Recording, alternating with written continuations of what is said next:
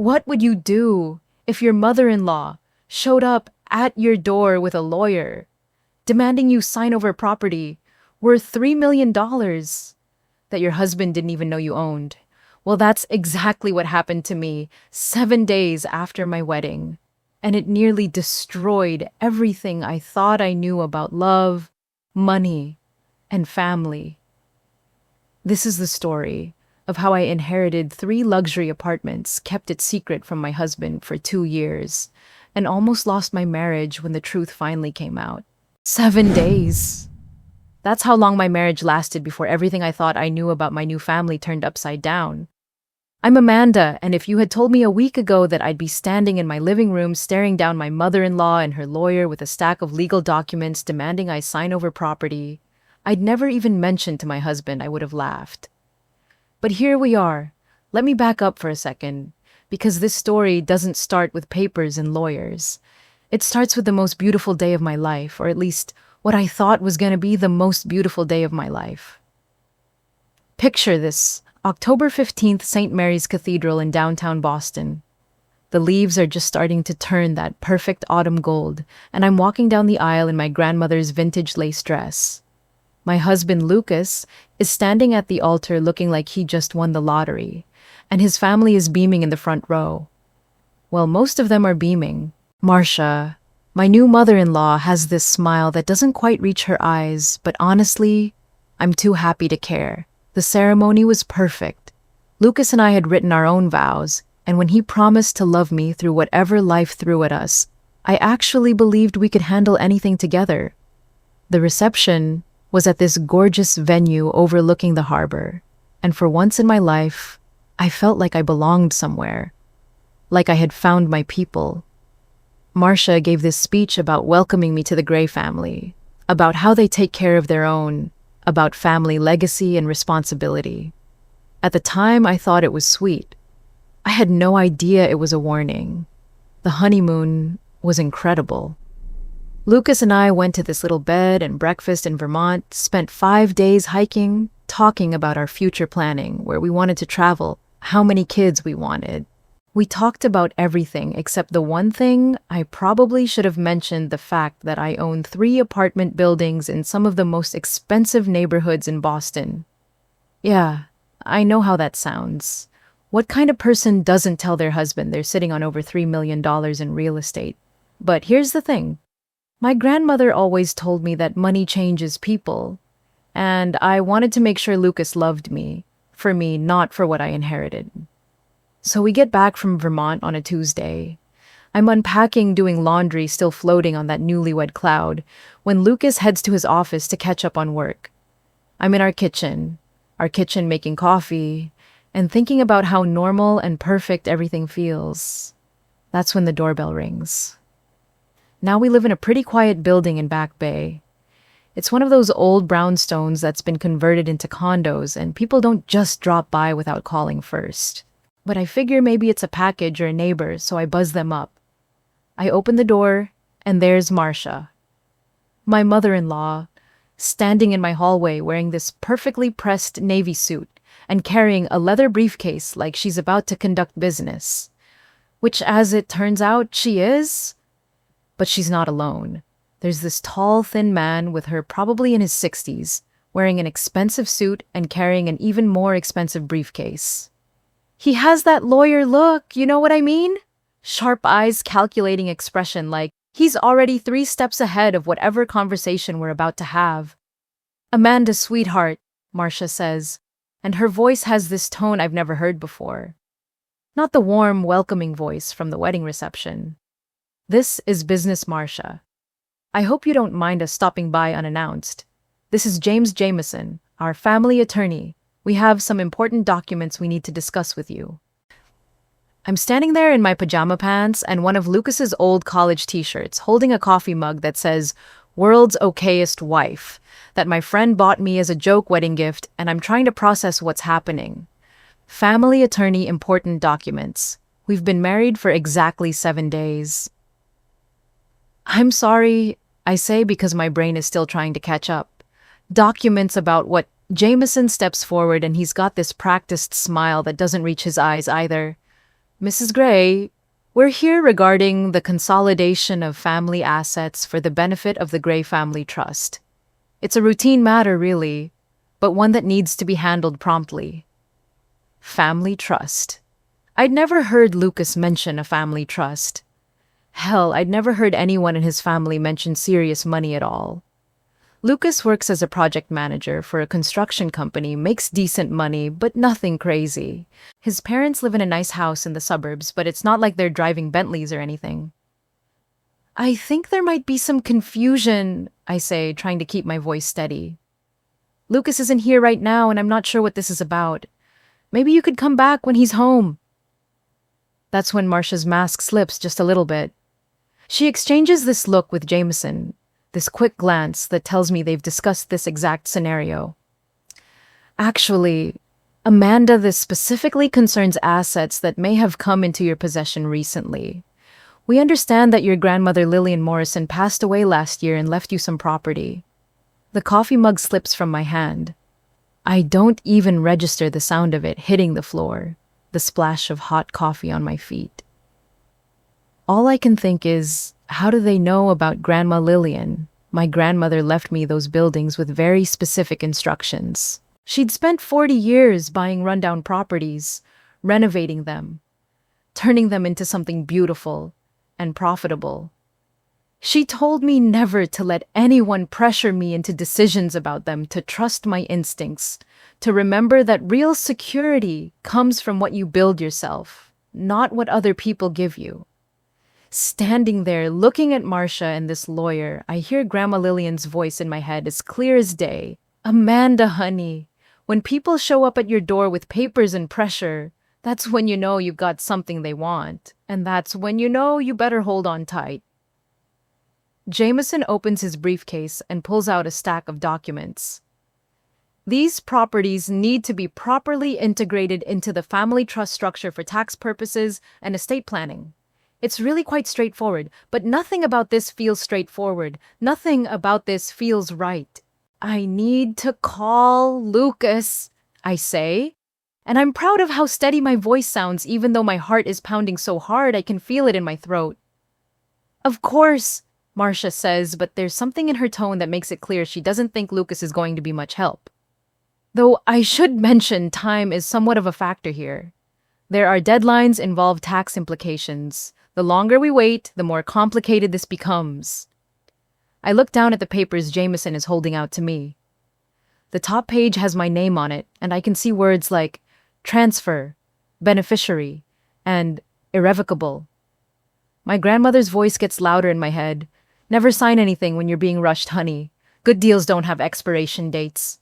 That's when I realize what's really happening here. This isn't about family unity or tax efficiency or any of the other official-sounding reasons they're giving me. This is about control. This is about the fact that somehow 7 days into my marriage, my new mother-in-law has figured out that her son's wife has assets she didn't know about. Assets she now wants access to. The thing is, I've been underestimated my whole life. I'm quiet, I'm thoughtful, I don't make waves. People look at me and see someone they can manage, someone who won't cause problems. What they don't see is that I've been taking care of myself since I was 18, that I put myself through college, that I learned everything I know about real estate and property management from watching the smartest woman I ever knew turn nothing into something. So I look Marcia right in the eye and I say the words that are about to change everything. I'm not signing anything today. The silence that follows is deafening. Jameson's professional smile falters just enough for me to see the irritation underneath. Marcia's perfectly composed expression cracks just a little around the edges. Amanda, she says, and now there's steel in her voice. I think you may not understand the full scope of what we're discussing here. This is about protecting the family, protecting you and Lucas. These properties, if they're not properly managed, could become a liability. A liability. My grandmother's life work, the building she poured her heart and soul into, the income that's been quietly paying for my life, and my education and my independence for the past year, and Marcia is calling them a liability. That's when I know for sure that my marriage is about to get a lot more complicated than I ever imagined. Because it's one thing to marry into a family that has opinions about how you should live your life. It's another thing entirely to marry into a family that thinks they have a right to control what you own. I think you both need to leave, I say, and I'm surprised by how calm I sound. When Lucas gets home, we'll discuss this together, and then we'll be in touch. Jameson starts to say something about legal deadlines and missed opportunities, but Marcia puts a hand on his arm to stop him. She's smarter than that. She knows when to retreat and regroup. Of course, dear, she says, but the endearment sounds like a threat now. We'll give you some time to think about it. But Amanda, I hope you understand that family decisions affect everyone in the family. Lucas has responsibilities, commitments. We all do. They leave, and I'm standing in my kitchen with broken ceramic at my feet and coffee seeping into the hardwood floors, realizing that my new husband is about to find out that I've been keeping secrets. Big secrets. The kind of secrets that change everything. But here's what Marcia doesn't know yet. What none of them know, I didn't inherit those buildings by accident. My grandmother didn't leave them to me because I was her only grandchild, or because she felt sorry for me. She left them to me because she spent years teaching me how to protect myself, how to think strategically, how to recognize when someone is trying to manipulate you. And right now, cleaning up broken pieces of ceramic while I wait for my husband to come home, so I can tell him that his family apparently knows more about my inheritance than he does, I'm starting to think I'm going to need every lesson she ever taught me. Because something tells me this is just the beginning. I guess I should explain how I ended up with 3 apartment buildings in the first place. Because trust me, it's not the kind of story you'd expect from a 30-year-old publishing assistant who spends her days editing romance novels and making $15 an hour. My name is Amanda Morrison, well, Amanda Gray now, and up until a week ago, the most exciting thing about my life was getting promoted from editorial intern to assistant editor at Beacon Hill Books. I live in Boston. I have a tiny office where I read manuscripts all day, and most people who know me would describe me as quiet, responsible, and definitely not the type of person who owns millions of dollars in real estate. But here's the thing about my life that nobody really knows. I had the most incredible grandmother in the world, Lillian Morrison. And Grandma Lillian was the kind of woman who could see potential where other people only saw problems. I'm talking about a 5'2" dynamo who grew up during the Depression, married my grandfather right after World War II, and spent the next 60 years proving that being underestimated was the best advantage a smart woman could have. Let me paint you a picture of Grandma Lillian in 1973. She's 45 years old. My grandfather has just died of a heart attack, and she's sitting in the lawyer's office finding out that despite working his whole life, he left her with barely enough money to keep their little house in Quincy. Most women in her situation would have been terrified. Lillian saw an opportunity. See, back in the 70s, Boston was going through this massive urban renewal phase. The city was tearing down old buildings, pushing out longtime residents, and developers were swooping in to buy up whole neighborhoods for pennies on the dollar. Most people looked at these rundown triple-deckers and saw headaches. Lillian looked at them and saw gold mines. I remember her telling me this story when I was about 12 years old. We're sitting in her kitchen, she's teaching me how to balance a checkbook, and she says, "Amanda, honey, the secret to building wealth isn't about having money to start with. It's about seeing value where other people see problems." So, in 1973, with barely $5,000 to her name, Lillian walks into the Charlestown neighborhood. Now, if you know Boston today, you know Charlestown is fancy. $1 million condos, trendy restaurants, young professionals paying $3,000 a month for studios. But in 1973, Charlestown was rough. Really rough. Most people wouldn't walk through there in broad daylight.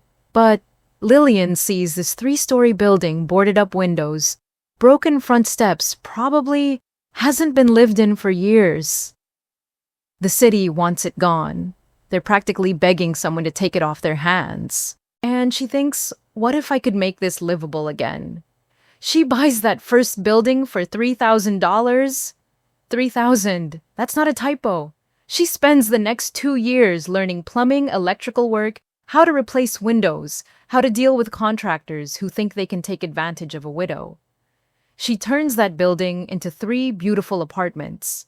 By 1975, she's collecting rent from six tenants, and she's already got her eye on the next property.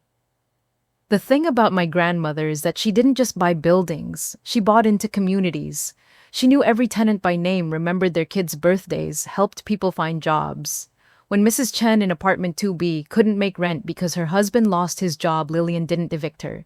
She helped Mr. Chen find work with one of her contractors.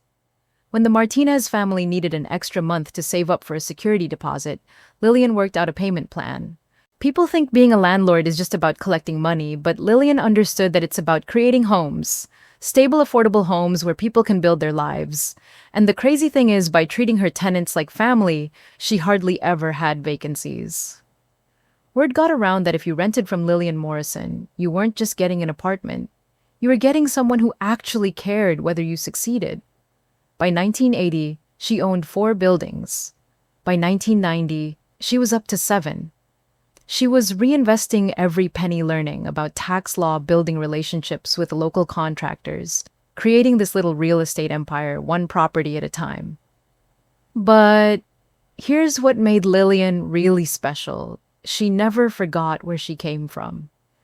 Even when she was technically a millionaire on paper, she still drove the same beat-up Chevy, still shopped at the same grocery store, still lived in that little house in Quincy. She didn't buy real estate to get rich. She bought it to be free. Amanda. She used to tell me, money isn't about buying fancy things. Money is about having choices. It's about never having to depend on anyone else to take care of you. I spent every summer with her from the time I was 8 until I graduated high school. While other kids were at summer camp or hanging out at the mall, I was learning how to read financial statements, how to evaluate property values, how to negotiate with contractors who thought they could overcharge because they were dealing with a woman. Lillian taught me that knowledge is power, but financial independence is freedom. She showed me how compound interest works, how to build credit, how to live below your means so you can invest the difference. By the time I was 16, I could calculate mortgage payments in my head and spot a good investment property from 3 blocks away. But more than that, she taught me how to trust my instincts, how to recognize when someone is trying to manipulate you, how to smile politely while protecting yourself, how to be kind without being naive. When I went to college, Lillian paid my tuition. Not because my parents couldn't afford it, but because she wanted me to graduate debt-free. Student loans are just another way to keep smart women dependent, she'd say. You start your adult life owing someone else money, and you spend years making decisions based on fear instead of opportunity. She was right. While my friends were stressing about loan payments and taking jobs they hated just to pay bills, I had the freedom to take internships that taught me about the publishing industry, to live in a decent apartment, to make choices based on what I wanted to learn rather than what I needed to earn. Then, in the spring of 2023, everything changed. Lillian called me on a Tuesday morning, and something in her voice was different. Quieter. More serious. Amanda, honey, I need you to come visit this weekend. There are some things we need to discuss. That weekend, sitting in her kitchen, at the same table where she'd taught me about compound interest 15 years earlier, Lillian told me she'd been diagnosed with pancreatic cancer. Stage 4. The doctors were giving her maybe 6 months. Yes, I'm not going to lie to you. I completely fell apart. Lillian was more than my grandmother. She was my mentor, my role model, my biggest supporter. The idea of losing her felt impossible. But you know what she did? She handed me a tissue, let me cry for exactly 5 minutes, and then she said, "Okay, sweetheart, crying time is over. We have work to do." The next 6 months were like getting a master's degree in life. Lillian walked me through every aspect of her business. She introduced me to her property manager, her accountant, her lawyer, her maintenance crew. She showed me financial statements going back 20 years, explained her investment strategy, taught me how she'd weathered recessions and market crashes. More importantly, she prepared me for what was coming after she was gone. Amanda, when I die, people are going to come out of the woodwork, she warned me. Distant relatives you've never met, financial advisors wanting to help you manage your inheritance, men who suddenly find you very interesting once they know what you're worth. You remember what I taught you about recognizing manipulation, and you trust your gut. She also made me promise something that seemed strange at the time. When you get married, don't tell your husband about the buildings right away. Give yourself time to know who he really is, how he handles money, how he treats people when he thinks they can't help him. Money changes people, honey. Sometimes it brings out the best in them, but sometimes it brings out the worst. Lillian died on a Thursday morning in October, exactly 1 year before my wedding. I held her hand, and her last words to me were, "You're stronger than you know, Amanda. Don't let anyone convince you otherwise." The funeral was small, just family, and a few close friends. But the will reading the following week was when I truly understood what Lillian had built and what she was passing on to me. I'm sitting in the lawyer's office, still wearing black, still feeling like the world doesn't make sense without her in it. The lawyer, Mr. Peterson, has known our family for 30 years. He's got this thick manila folder in front of him, and he's looking at me with this expression I can't quite read. "Amanda," he says, "your grandmother was very specific about how she wanted her assets distributed. The house in Quincy goes to your Aunt Margaret. Her personal belongings and savings account go to various family members and charities. But the real estate portfolio she's left entirely to you." Real estate portfolio, that sounds so official, so businesslike. I'm thinking maybe she left me one of the smaller buildings, something I could sell to help with college loans, or maybe use as a down payment on my own place someday. Then Mr. Peterson starts reading. "The property at 47 Charlestown Avenue, a 3-unit building currently valued at approximately $1.2 million. I think I stopped breathing for a second. $1.2 million. That's the first building she ever bought, the one she got for $3,000 in 1973. The property at 113 North End Boulevard, a 4-unit building currently valued at approximately $1.5 million. My head is spinning. I'm trying to do math, but the numbers are so big they don't feel real. And finally, the property at 89 Beacon Hill Terrace, a 2-unit building currently valued at approximately $1.4 million. Mr. Peterson looks up from the papers, and I swear he's trying not to smile. The total current market value of your inheritance is approximately $4.1 million. After taxes and estate fees, you're looking at inheriting assets worth roughly $3.2 million, with a current monthly rental income of approximately $18,000. $18,000 a month. I make $2,000 a month at my job.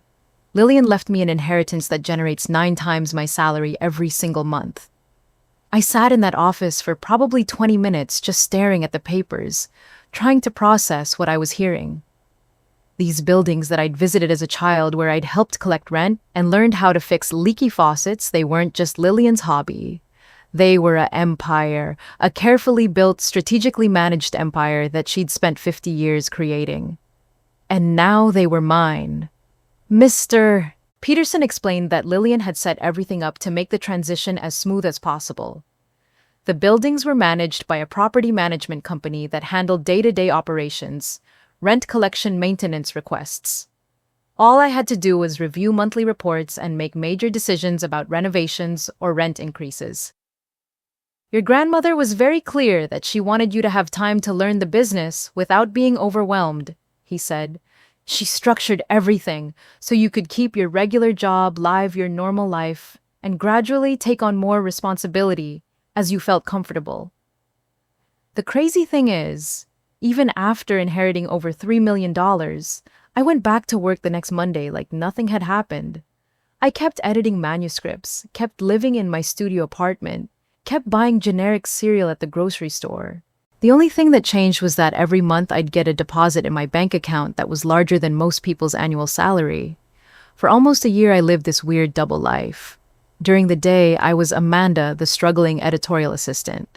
But on weekends, I'd visit the properties, meet with contractors, review tenant applications, slowly learning how to manage the business Lillian had built. It was surreal having this enormous financial safety net that nobody knew about. I could have quit my job, traveled the world, bought a house in the suburbs. But Lillian's voice was always in my head. Real wealth isn't about spending money, honey. It's about having the freedom to make choices based on what you want, not what you need. So I chose to keep working, to keep learning, to keep being the same person I'd always been. Just with a very, very big secret. A secret that I thought I could keep forever. A secret that I definitely thought I could keep from my husband-to-be. A secret that, as of this morning, apparently isn't a secret anymore. Because somehow, someway, my mother-in-law knows about Lillian's buildings. And if Marcia knows about them, that means someone has been digging into my personal finances. Someone has been investigating my inheritance. And that means my quiet little life as Amanda the editorial assistant is about to get a whole lot more complicated. So how did I end up married to Lucas Gray? And more importantly, how did I end up keeping the biggest secret of my life from the man I promised to love and honor till death do us part? It started like most good love stories do, completely by accident. Picture this. It's a rainy Thursday evening in March, almost 2 years ago. I'm at the Brookline Library because they were hosting this documentary screening about urban development in post-war America. I know. That sounds like the most boring thing in the world. But remember, I grew up hearing stories about real estate and city planning from Grandma Lillian. Plus, I had nothing else to do, and the library has better heating than my studio apartment. The screening room has maybe 15 people in it, mostly graduate students, and a few older folks who probably lived through the era they're discussing. I'm sitting in the back row with my notebook because I'm that person who takes notes during documentaries when this guy walks in. Tall, dark hair, wire-rimmed glasses, carrying a beaten-up leather messenger bag that looks like it's been through 3 colleges in 2 decades. He scans the room, sees the empty seat next to me, and asks, "Is anyone sitting here?" His voice is warm, a little bit uncertain, like he's not sure he belongs at this kind of event either. When I tell him the seat's free, he sits down and immediately pulls out his own notebook. A kindred spirit. The documentary is actually fascinating. It's about how federal housing policies in the 50s and 60s shaped modern American cities, how urban renewal destroyed communities while claiming to improve them. I'm thinking about all the stories Lillian told me about buying property in neighborhoods that everyone else had written off. When the lights come up, this guy, Lucas, turns to me and says, "That was incredible. Did you catch the part about redlining in Boston? I had no idea the effects were still so visible today." We end up talking for 2 hours. Not just about the documentary, but about books, about cities, about how much change Boston has seen in the past 50 years. Lucas works as a project manager for a construction company that specializes in historic renovations. He's spent years working on buildings that are probably contemporaries of the ones Lillian bought back in the 70s. The conversation flows so easily that when the library starts turning off lights and clearly wants us to leave, Lucas asks if I want to continue talking over coffee. Even though it's 9 o'clock at night and I have work the next morning, I say yes. We go to this 24-hour diner in Central Square, one of those places with fluorescent lighting and coffee that's been sitting on the burner for probably 6 hours. We slide into a booth that's probably older than both of us, and Lucas orders pie. Apple pie, a la mode, at 9:30 at night. "What?" he says when he catches me staring. I'm a stress eater and sugar helps me think. Plus, life's too short for bad coffee and no dessert. I order pie too, chocolate cream. We spend the next 3 hours talking about everything and nothing. His job, my job, our families, our dreams books. We've loved movies that made us cry. By the time we finally leave the diner, the sun is starting to come up, and I realize I've just had one of the best nights of my life with someone I met completely by chance. Lucas walks me to my car, and right before I get in, he says, "I know this might sound crazy since we just met, but would you like to do this again? Maybe next week there's a lecture at the Boston Public Library about preservation architecture that I was planning to attend alone, like the massive nerd I am."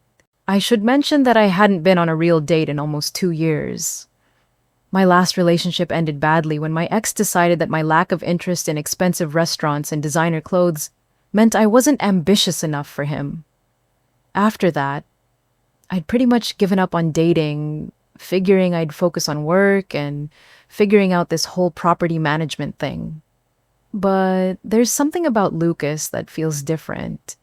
He's genuinely interested in ideas and learning, in understanding how the world works. When he talks about the buildings, he helps renovate, his whole face lights up. When I mention that I love editing because it's about helping people tell their stories better, he asks thoughtful questions about the process, about what makes a good story versus a great one. So I say yes to the lecture, and then yes to the coffee after the lecture, and then yes to dinner the following week. Our early dates are perfect in this low-key intellectual way that I didn't even know I wanted. We go to museum lectures, independent bookstores, small concerts by musicians nobody's heard of. Lucas introduces me to this used bookstore in Harvard Square, where the owner knows everyone by name and will order anything you can't find. I show him my favorite coffee shop in the North End, the one where they know how I like my cappuccino, and the barista always asks about whatever book I'm reading. The thing about Lucas is that he's genuinely curious about everything. When I mention that I grew up helping my grandmother with various projects, he wants to hear stories about her. When I tell him about learning to balance checkbooks and read financial statements as a kid, he doesn't think it's weird. He thinks it's amazing that I had someone who cared enough to teach me practical life skills. My parents are great, he tells me one evening when we're walking along the Charles River, but they definitely subscribe to the kids should be kids philosophy. I graduated college without knowing how to do my own taxes or what a credit score was. I had to learn all that stuff the hard way. This is where I start to get a sense of Lucas's family background. His parents, Richard and Marcia Gray, live in a nice suburb west of Boston. Richard works in insurance. Marcia is a part-time real estate agent. They're solidly middle-class, comfortable, but not wealthy. Lucas grew up playing soccer, went to a decent state school, graduated with some student loan debt that he's been steadily paying off. When he talks about his family, it's with genuine affection, but also a little bit of exasperation. They're very focused on appearances, he explains. Not in a superficial way, but they really care about doing things the right way, following the proper steps, making sure everyone approves of your choices. What do you mean? I ask. Like, when I got my job with the construction company, my mom's first question wasn't whether I liked the work or whether it was a good opportunity. It was whether it was the kind of job that would impress people at dinner parties. When my sister got engaged, Mom spent more time worrying about what the neighbors would think of the wedding venue than whether Sarah was actually happy. This gives me my first hint that the Gray family might have opinions about me, but at this point, I'm not too worried about it. Lucas and I are just dating. It's not like I'm planning to marry the guy. Except, of course, that's exactly what ends up happening. 6 months into our relationship, Lucas brings up the idea of me meeting his parents. We're having dinner at this little Italian place in the North End, and he's being uncharacteristically nervous, fidgeting with his napkin, ordering a second glass of wine, even though he usually stops at one. So, he says, my parents are having their annual summer barbecue next weekend. It's this big family thing, aunts and uncles and cousins, and they've been asking when they're going to meet the mysterious Amanda I keep talking about. Mysterious Amanda. I like that. What exactly have you told them about me? I ask. The truth. That you're smart, funny, beautiful, that you work in publishing, that you love the documentaries and used bookstores and have very strong opinions about coffee. And they want to meet this paragon of virtue. They want to make sure I'm not making her up. The barbecue is actually lovely at first. The Gray family has this beautiful backyard, perfectly landscaped with string lights and a deck that Richard clearly built himself. There are about 30 people there, all very friendly, all very interested in getting to know Lucas's girlfriend. Marcia is gracious and welcoming, asking about my job, my family, how Lucas and I met. She's one of those women who's very put together, perfectly styled hair jewelry that's tasteful, but clearly expensive. When I tell her about working at the publishing house, she lights up. How fascinating! I've always thought it would be so glamorous to work with books and authors. Do you get to meet famous writers? I explain that most of my work involves editing romance novels and self-help books. Nothing too glamorous, but Marcia seems genuinely interested. She asks thoughtful questions about the publishing industry, about whether I want to move up to senior editor eventually, about what it's like living in the city. It's when we're talking about my living situation that things get a little more complicated. Lucas mentioned you have a lovely apartment in Back Bay, Marcia says. That must be quite expensive. I hope the publishing industry pays better than I thought. Now here's the thing. I do live in a lovely apartment in Back Bay. It's a beautiful one-bedroom on the second floor of a renovated brownstone hardwood floors, exposed brick walls, big windows that let in tons of light. It's the kind of place that would normally rent for about $4,000 a month. But I don't pay $4,000 a month because it's one of the units in the building that Lillian left me. I pay myself rent of $800 a month, basically just enough to cover utilities and maintenance costs. It's a perfect arrangement that lets me live in a great neighborhood without spending half my salary on housing. But I can't exactly explain that to Lucas's mother at a family barbecue. I got really lucky, I tell her. The landlord is a family friend, so I get a break on the rent. This is technically true. I am a family friend of the landlord. I am the landlord. Marcia nods approvingly. That's wonderful. It's so important to have good connections. Lucas has always been good at building relationships with people. The rest of the barbecue goes smoothly. I meet Lucas's sister Sarah and her fiancé, his various aunts and uncles' family friends, who've known Lucas since he was a kid. Everyone is warm and welcoming, and by the end of the evening, I feel like I could genuinely become part of this family. It's during the drive home that Lucas brings up something that catches me off guard. My mom really likes you, he says, but she did mention that she was surprised about your apartment situation. What do you mean? Just that Back Bay is pretty expensive and she knows what publishing assistants typically make. She was wondering if maybe your family helps you out financially. I can feel my stomach tightening. This is exactly the kind of conversation I'd been hoping to avoid. My family isn't wealthy. I say which is true. My parents are both teachers. I just got lucky with the apartment situation, like I said. Right, of course. Mom just worries about whether people are being honest about their financial situations. She's seen too many relationships fall apart because people weren't upfront about money stuff. There it is, the suggestion that maybe I'm not being completely honest about my financial situation. Which, to be fair, I'm not. That night, lying in bed in my beautiful apartment that I technically own, I start second-guessing my decision to keep the inheritance secret. Maybe I should just tell Lucas the truth. We've been together for 6 months. We're clearly serious about each other, and he deserves to know that his girlfriend is sitting on a real estate empire. But then I hear Grandma Lillian's voice in my head. Money changes people, honey. Sometimes it brings out the best in them, but sometimes it brings out the worst. Give yourself time to know who he really is before you complicate things with financial conversations. So, I decide to wait a little longer. Just until I'm sure that Lucas loves me for me not for what I own.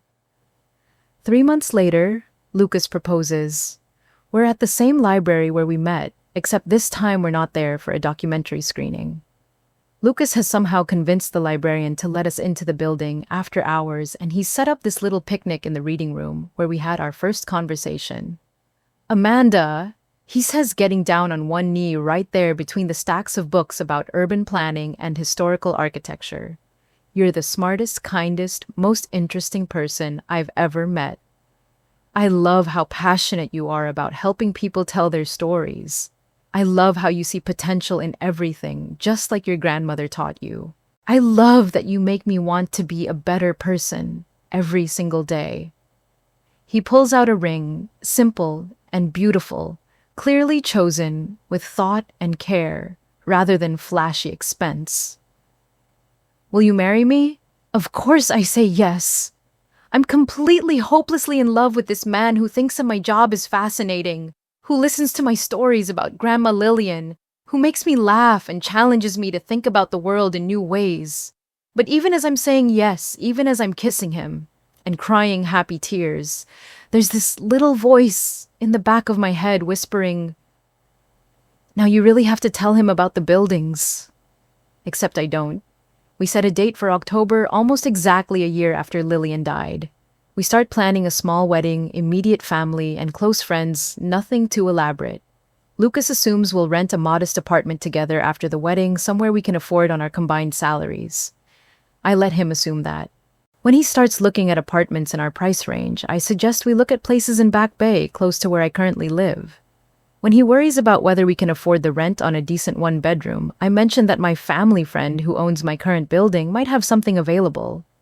Again, technically true. A month before the wedding, I have my property manager prepare a lease for the apartment directly above mine. It's a beautiful two-bedroom with a view of the park, normally rents for about $5,500 a month.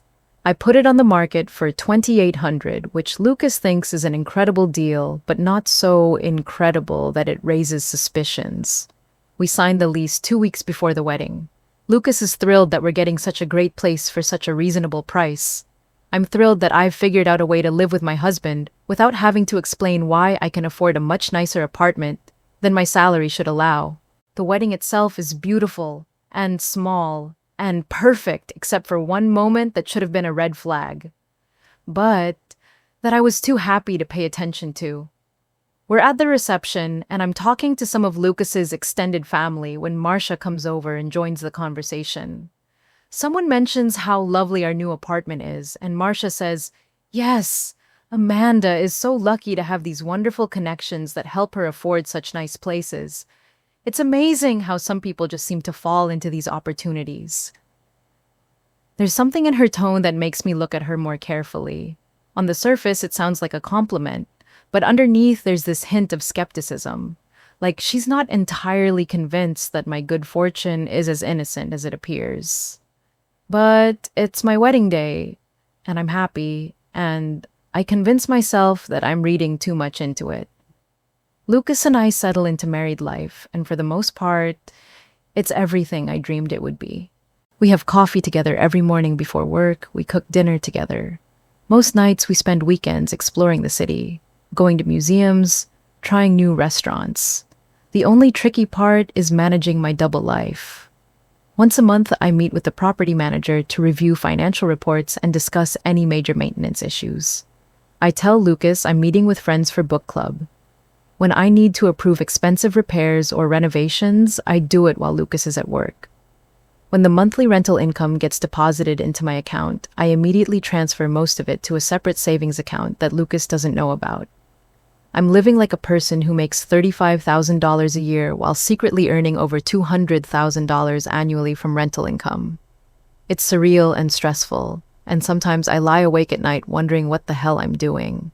But I tell myself it's temporary. That I just need a little more time to figure out how to bring up the subject naturally.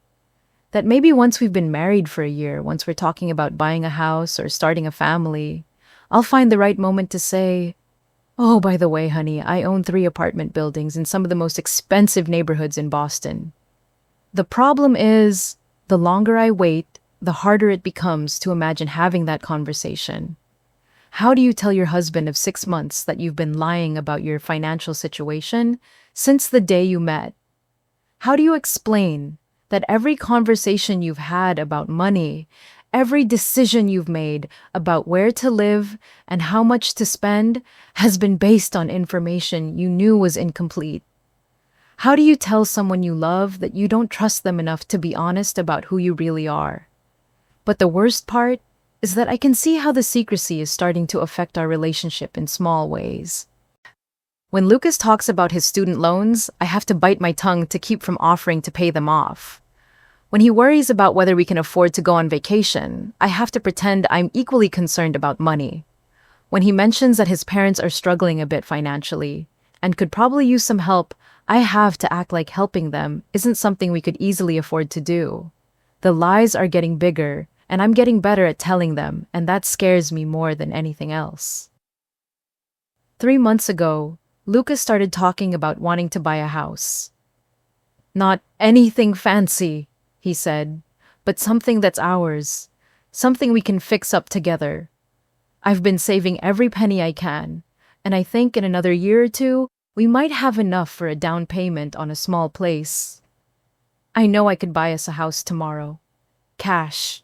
I could buy us a beautiful house in any neighborhood we wanted, and we could spend our weekends renovating it exactly how we want it, instead of Lucas spending weekends working overtime to save money for a down payment.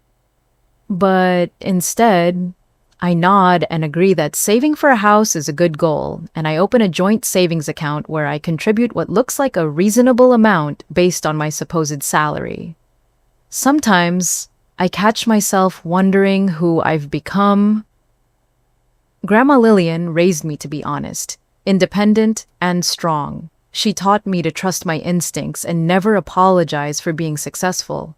But here I am, lying to the person I love most in the world, pretending to be someone I'm not, all because I'm afraid of how money might change our relationship. And now, standing in my kitchen, with broken ceramic at my feet, and the knowledge that somehow my mother-in-law knows about Lillian's buildings, I realize that all my careful planning, all my strategic omissions, all my perfectly crafted half-truths, they haven't protected me at all. They've just made everything so much worse. Because now, instead of having an honest conversation with my husband about my inheritance, I'm going to have to explain why I've been lying to him for almost 2 years. And I have no idea how to do that without destroying everything we've built together. I wish I could say that Marcia's surprise visit with the lawyer was completely out of nowhere. But looking back, the signs were there. I just didn't want to see them. It started about 3 months after the wedding, when Sunday dinners at the Gray House became less like family gatherings and more like job interviews. At first I thought Marcia was just being a caring mother-in-law, you know. She'd ask about my work, how things were going at the publishing house, whether I was happy with my career trajectory. Normal stuff that any parent might want to know about their child's spouse. But then the questions started getting more specific and more persistent. "Amanda, honey," she'd say while we're clearing dishes from Sunday dinner, "Lucas mentioned you've been at Beacon Hill Books for 3 years now, and you're still an assistant editor. Don't you think it's time to start pushing for more responsibility?" Or, "I was talking to my friend Patricia. Her daughter works in publishing too, and she said most people your age are making at least 50,000 by now. I hope they're treating you fairly over there." Lucas would always jump in with something like, "Mom, Amanda loves her job. Not everyone needs to be climbing the corporate ladder." But I could see Marcia filing away every piece of information, like she was building some kind of case. The thing is, I actually do love my job. I love working with authors, helping them refine their stories, being part of the process that turns a rough manuscript into something beautiful that people want to read. The money has never been the point for me, which is easy to say when you have rental income that's 6 times your salary. But I can't explain that to Marcia without explaining everything else. So instead, I find myself making excuses, trying to justify why I'm content with a job that probably looks unambitious to someone like her. I'm really learning a lot, I'll say. The experience is more valuable than a higher salary right now, which just seems to concern her more. Experience is wonderful, dear, but you can't pay bills with experience. Are you and Lucas going to be able to afford a house on what you're both making? What about children? Daycare costs a fortune these days. These conversations always happen when Lucas is in another room, helping his dad with something, or taking a phone call for work. Marcia has this talent for timing these little interrogations perfectly, catching me alone in the kitchen, or walking me out to my car. And the questions keep getting more personal. Where did you say your parents live again? And what do they do? Have you ever thought about going back to school? Maybe getting an MBA? I know some excellent programs. That's such a lovely coat, Amanda. Is that cashmere? You have such good taste for someone on a budget. That last one really gets to me because the coat is cashmere, and it cost more than I technically make in a month. But I bought it with rental income money, and I can't exactly explain that to my mother-in-law, who's clearly keeping track of every purchase I make. The worst part is that I can see Lucas starting to notice the tension. He'll catch the tail end of these conversations and ask me later if everything's okay with his mom. She's just being protective, I tell him. She wants to make sure you married someone responsible. You're the most responsible person I know, he says, and the way he says it with such complete confidence makes me feel like the worst person in the world, because I'm not responsible. A responsible person would have been honest from the beginning. A responsible person wouldn't be living this elaborate lie that gets more complicated every single day. Things really start to escalate around month 6 of our marriage during what should have been a perfectly normal Sunday dinner conversation. We're talking about the city, about how much Boston has changed over the years, and Richard mentions that his insurance company is handling a claim for a building renovation in Charlestown. It's amazing how much those old neighborhoods have turned around, he says. Charlestown, the North End, even parts of Dorchester. Buildings that nobody wanted 20 years ago are worth millions now. This is exactly the kind of conversation I usually love, but I know I need to be careful. Still, I can't help myself from adding, my grandmother always said that the best investments were in neighborhoods where you could see the potential, even if other people couldn't. Marcia looks up from her plate, suddenly very interested. Your grandmother was in real estate. Not professionally, I say quickly. She just had good instincts about neighborhoods. That's fascinating. Did she own property in the city? I can feel the conversation veering into dangerous territory, but I don't know how to redirect without seeming weird. She owned her house in Quincy, and I think she had some rental property, but I don't really know the details. Which is a lie. I know every detail. I live off those details. Rental property can be such a good investment, Marcia continues. My real estate license has taught me so much about property values and market trends. I'd love to hear more about what your grandmother did. It wasn't really a big operation, I say, hoping to downplay everything. Just some small buildings, I think. Lucas jumps in. Amanda's being modest. From what she's told me, her grandmother was pretty savvy about real estate. That's probably where Amanda gets her good eye for apartments. I want to kick him under the table. He's trying to be supportive, but he's just giving Marcia more ammunition. Oh, really? Marcia says, and now I can see the wheels turning in her head. What happened to those properties when she passed away? They were sold, I lie. The money went to various family members. I hope you got your fair share, dear. Sometimes families can be unfair about inheritances, especially when there's real estate involved. I mumble something non-committal and change the subject to Lucas's work. But I can see Marcia filing this conversation away with all the others. 2 weeks later, I make the mistake that changes everything. I'm having lunch with my friend Jessica, and we meet at this little cafe near my office. I've been stressed about keeping secrets from Lucas, and I guess I need to talk to someone about property management stuff, even if I can't tell the whole truth. We're discussing her apartment search, and she's complaining about how expensive everything is, how hard it is to find decent places that don't cost half your salary. I've been so lucky with my living situation, I say. My landlord is really reasonable, and the building is well maintained. I think a lot of success in renting is just finding good property owners who actually care about their tenants. Your landlord sounds amazing, Jessica says. Does he own a lot of buildings? Maybe he has other places available. I correct automatically. And yeah, she has a few properties in different neighborhoods. She's really hands-on.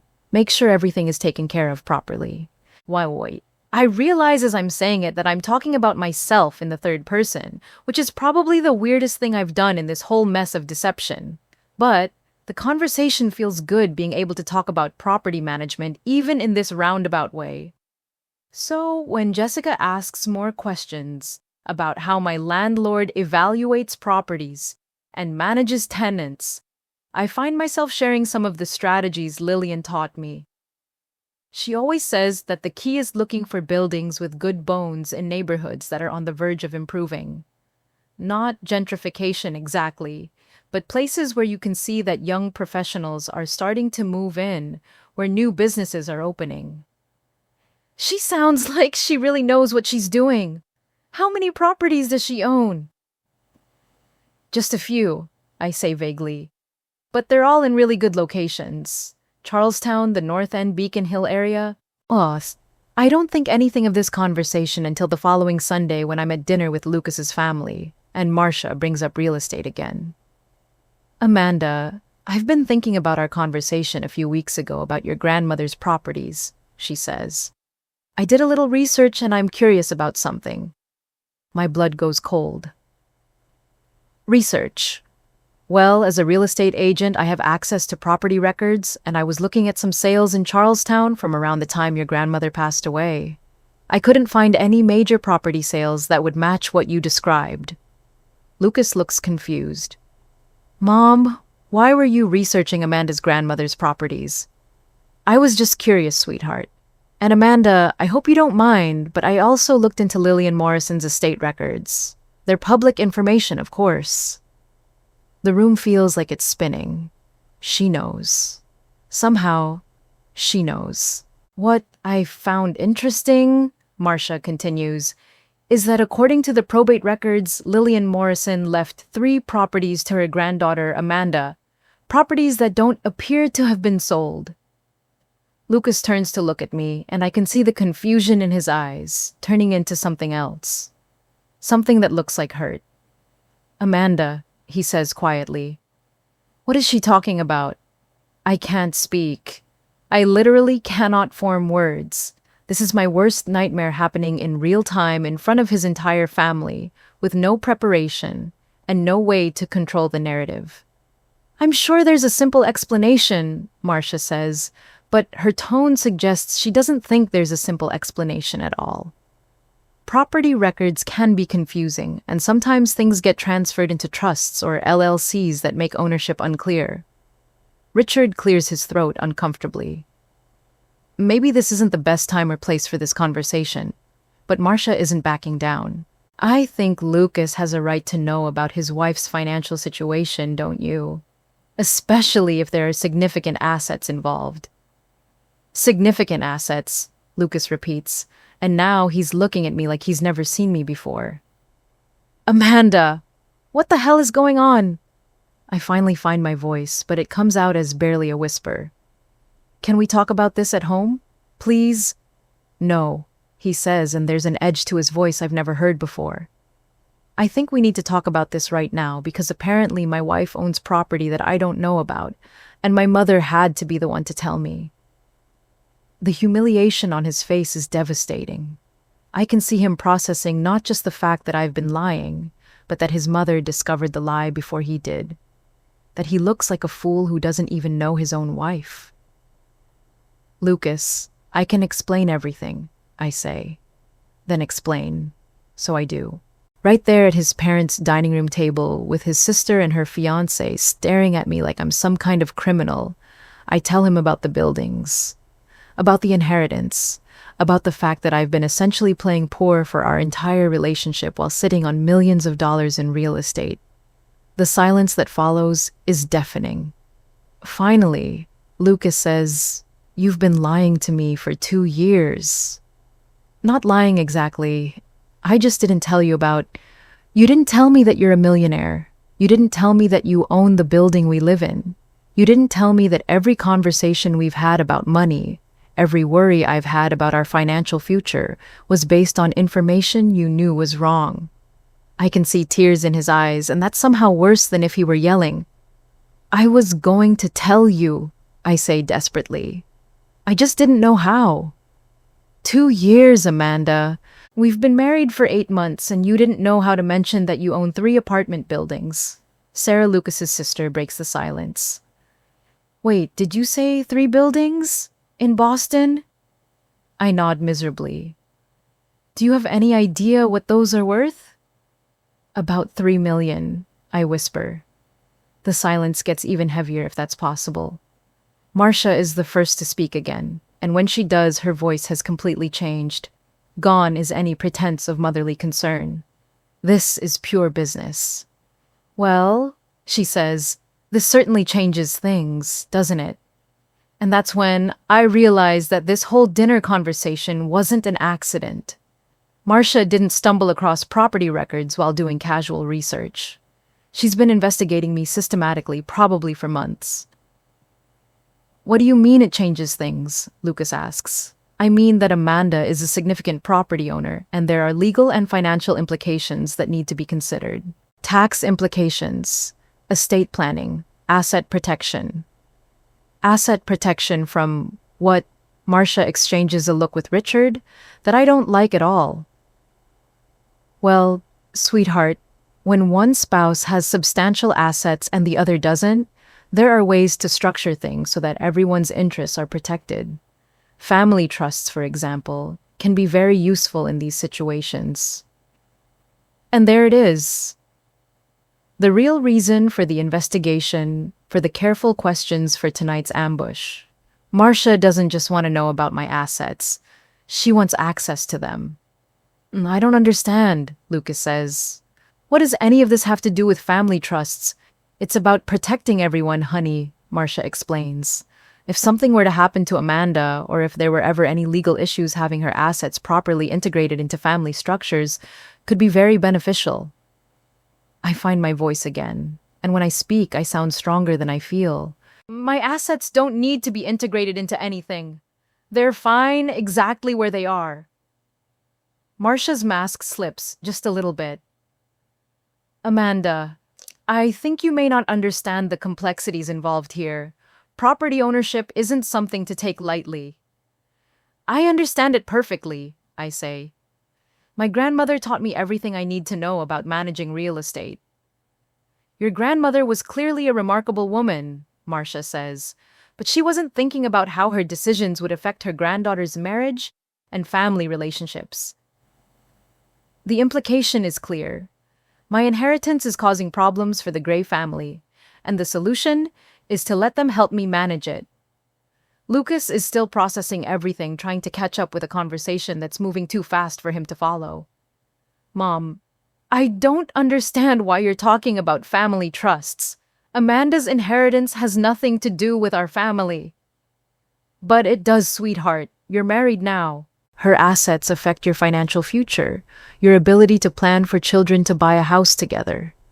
These decisions impact everyone. I can see Lucas starting to think about what this means for us, for our future plans, for all the conversations we've had about saving money and being careful with our budget. Amanda, he says slowly, if you own 3 apartment buildings, why have we been talking about saving for a house? Why have I been working overtime to try to build up our savings? I don't have a good answer for that, because the truth is, I could have bought us a house on our first date. I could have paid off his student loans as a wedding gift. I could have solved every financial worry he's ever mentioned without even making a dent in my monthly rental income. But I was so afraid of how money would change us that I let him struggle with money problems I could have eliminated with a phone call. I wanted you to love me for me, I say quietly, not for what I inherited. So you let me think we were struggling financially when we weren't struggling at all. We weren't struggling. You were struggling. I was just watching. The hurt on his face is devastating. You were watching me worry about money when you could have helped. You were watching me take extra shifts and stress about bills when you have more money than we could spend in a lifetime. I don't know what to say to that because he's right. I've been watching him struggle with problems I could have solved all because I was too scared to be honest about who I really am. That's when Marcia makes her move. This is exactly why family financial planning is so important, she says. These kinds of misunderstandings could have been avoided if everyone's assets were properly structured from the beginning. What are you suggesting, Mom? Lucas asks. I'm suggesting that it might be wise to consult with our family attorney about the best way to handle this situation. There are tax advantages to consider, estate planning issues, ways to structure things so that everyone's interests are protected. Whose interests? I ask. Everyone's dear. Yours, Lucas's, the family's. When you marry into a family, financial decisions affect everyone. And that's when I realize what's really happening here. This isn't about protecting my interests or helping me manage my inheritance. This is about the Gray family getting access to assets they didn't know existed. I think about Grandma Lillian's warnings about people who would come out of the woodwork once they knew what I was worth. I think about her advice to trust my instincts and never let anyone pressure me into financial decisions. And I think about the fact that I'm sitting here having this conversation because I was too scared to trust the man I married with the truth about my life. Lucas is staring at me like I'm a stranger, which maybe I am. Maybe I've been a stranger this whole time, pretending to be someone I'm not, keeping the most important parts of my life secret from the person who's supposed to know me better than anyone. I need to go home, I say, standing up from the table. Amanda, wait, Marcia says. We should really discuss this properly. I can have our attorney prepare some preliminary documents just so you can see what options are available. I don't need to see any documents. But dear, you're not thinking clearly about this. These are major financial decisions that require professional guidance.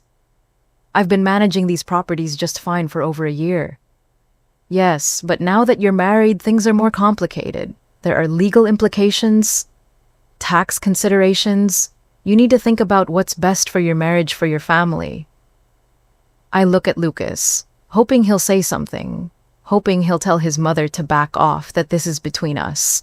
But he's just sitting there, still processing, still trying to understand how his entire marriage has been built on a lie. Finally, I say, Lucas, can we please go home and talk about this privately? He nods, but I can see he's not ready to be alone with me yet. He's not ready to hear my explanations or apologies. He's not ready to figure out how to move forward from here. As we're leaving, Marcia stops me at the door. Amanda, I hope you'll think about what I said. I'll call our attorney tomorrow and see what he recommends. Just preliminary information, nothing binding. Please don't do that. It's just information, dear. Knowledge is power, don't you think? I want to tell her that my grandmother taught me the same thing, and that my grandmother also taught me to recognize when someone is trying to manipulate me. But Lucas is already walking to the car, and I need to focus on saving my marriage, not fighting with my mother-in-law. The drive home is silent. Completely silent. Lucas doesn't turn on the radio, doesn't try to make conversation, doesn't even look at me. He just drives jaw-clenched hands, gripping the steering wheel like he's trying to keep himself from saying something he'll regret. When we get to our apartment, our beautiful apartment that I own, and that he's been paying half the rent on for 8 months, he goes straight to the bedroom and closes the door. I sit on the couch in the living room, in the apartment that represents everything wrong with our relationship, and I finally understand what Grandma Lillian meant when she said that money changes people. It doesn't just change how other people see you. It changes how you see yourself. It changes what you think you deserve, what you think you need to hide, what you think you need to protect yourself from. I thought I was protecting my marriage by keeping my inheritance secret. Instead, I was slowly poisoning it with lies and half-truths and the constant fear of being discovered. And now I have to figure out how to rebuild a relationship that was never built on truth in the first place. But first, I need to deal with the fact that Marcia Gray now knows exactly what I'm worth, and she's not going to stop pushing until she gets what she wants. Whatever that is. The week after Marcia's ambush dinner, our marriage imploded in ways I never could have imagined. Lucas moved into the spare bedroom, which felt like a knife to the chest every time I walked past the closed door. We were living like polite strangers, saying good morning and good night, discussing practical things like grocery shopping and bill paying, but never talking about the elephant in the room that was slowly crushing our relationship. I kept expecting him to bring up the buildings, to ask questions about the rental income, to demand explanations about why I'd let him struggle financially while I was secretly wealthy. But instead, he just went silent. Completely, devastatingly silent. Then 3 weeks after the dinner from hell, everything got worse. I come home from work on a Thursday to find Lucas sitting at our kitchen table with his laptop open and papers scattered everywhere. His hair is messy, like he's been running his hands through it, and there are dark circles under his eyes that tell me he hasn't been sleeping well. Hey, I say carefully. We've been walking on eggshells around each other, and I'm never sure what tone to take anymore. He looks up from his laptop, and I can see something close to panic in his eyes. Amanda, we need to talk. My heart sinks. This is it. This is where he tells me he wants a divorce, that he can't trust me anymore, that our marriage was built on too many lies to survive. I sit down across from him, trying to prepare myself for the worst. I'm in trouble, he says. That's not what I was expecting. What kind of trouble? Lucas takes a deep breath and rubs his face with both hands. The construction company is having financial problems. Big problems. 3 major projects fell through in the past month, and now they're talking about layoffs. I feel a wave of relief that this isn't about us, followed immediately by concern for what he's going through. When did you find out? My boss pulled me aside yesterday. He said my position is safe for now, but they're cutting everyone's hours by 30% effective immediately. 30%. That's a massive pay cut for someone who was already worried about money. Lucas, I'm so sorry, but we'll figure this out. There's more, he interrupts. I wait for him to continue, but he's staring at his hands like he's trying to find the words. The company offered buyouts to some of the senior project managers, voluntary layoffs with severance packages, and I've been thinking about taking one. You want to quit your job? I want to start my own business. I've been thinking about it for years, doing historic renovation consulting independently. I have the experience. I have contacts in the industry. And with the buyout money plus severance, I'd have enough to get started. This actually sounds like a great opportunity, but something in his tone tells me there's another shoe about to drop. That sounds amazing, Lucas. Why do you look like someone died? He's quiet for a long moment, and when he finally speaks, his voice is barely above a whisper. Because I've already been gambling on whether I'd get laid off or not. I feel like the air has been sucked out of the room. What do you mean? Online poker, sports betting. I started small, just trying to make some extra money in case I lost my job. But then I started losing, and I kept thinking I could win it back, and now... He slides a piece of paper across the table to me. It's a credit card statement, and the balance makes me feel sick. $47,000. Lucas, what the hell? I know how bad this looks. I know the timing is terrible right after you found out I've been keeping secrets from you. But I need help, Amanda. I need help, and I don't know where else to turn. I'm staring at the credit card statement, trying to process what I'm seeing. Charges to gambling websites, cash advances, balance transfers. This isn't casual betting. This is addiction-level gambling. How long has this been going on? About 6 months. It started small, just $50 or $100, here and there. But then I hit a big win early on, about $3,000, and I thought I'd figured out the system. I can hear Grandma Lillian's voice in my head. When someone tells you they've figured out the system for easy money, that's when you know they're about to lose everything. Lucas, gambling isn't a system. It's designed for you to lose. I know that now. But 6 months ago, when I was stressed about money and worried about layoffs and feeling like I couldn't provide for my wife the way I wanted to, it felt like a solution. The irony is devastating. While I was sitting on millions of dollars in assets worrying about how money would change our relationship, my husband was destroying his financial life, trying to solve money problems that I could have fixed with a phone call. Why didn't you tell me you were worried about providing for me? Because you were already keeping secrets about money, and I didn't want to look like a failure who couldn't even support his own wife. We sit in silence for a minute, both of us processing the spectacular ways we've both failed at communication. Amanda, he says finally, I know I have no right to ask you for anything. I know I've screwed up, and I know the timing is terrible, but I need to borrow money to pay off these credit cards. And there it is, the conversation we've been avoiding for 3 weeks. He needs my money. How much do you need? $50,000 should cover the credit cards and give me enough to get into a treatment program. Treatment program. At least he recognizes that this is an addiction, not just a financial mistake. You want to go to rehab?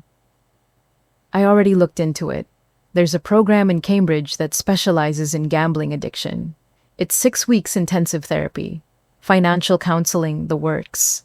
I should be proud of him for taking responsibility for recognizing that he needs help. But mostly I'm just scared. Scared that our marriage is falling apart. Scared that I can't trust my own judgment about people. Scared that we're both keeping secrets that are slowly poisoning everything good between us. Lucas, I can lend you the money. That's not the problem. Then what is the problem?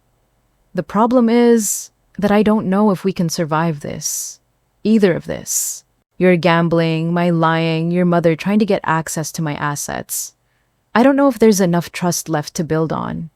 He nods like he was expecting this. I know I've destroyed everything.